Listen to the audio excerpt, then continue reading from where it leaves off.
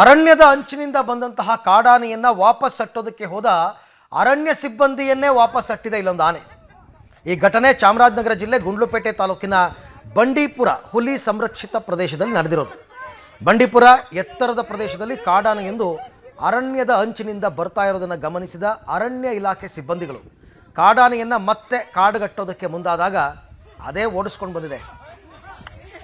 ಅರಣ್ಯ ಇಲಾಖೆಯ ಸಿಬ್ಬಂದಿಯನ್ನೇ ಹಿಮ್ಮೆಟ್ಟಿಸಿದೆ ನೋಡಿ.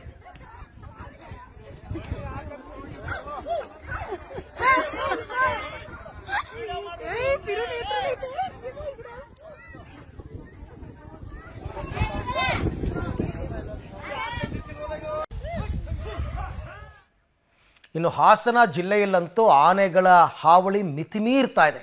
ಪ್ರತಿದಿನ ಒಂದಲ್ಲ ಒಂದು ಕಡೆ ತೊಂದರೆ. ಅರೇಹಳ್ಳಿ ಬೇಲೂರು ತಾಲೂಕಿನ ಅರೇಹಳ್ಳಿ ಬಿಕ್ಕೋಡು ಭಾಗದಲ್ಲಿ ಆನೆಗಳ ಹಾವಳಿ ಜಾಸ್ತಿ ಆಗ್ತಾ ಇದೆ. ಸುಮಾರು 15ಕ್ಕೂ ಹೆಚ್ಚು ಆನೆಗಳ ಹಿಂಡು ಭತ್ತದ ಗದ್ದೆಯನ್ನು ನಾಶ ಮಾಡಿದೆ.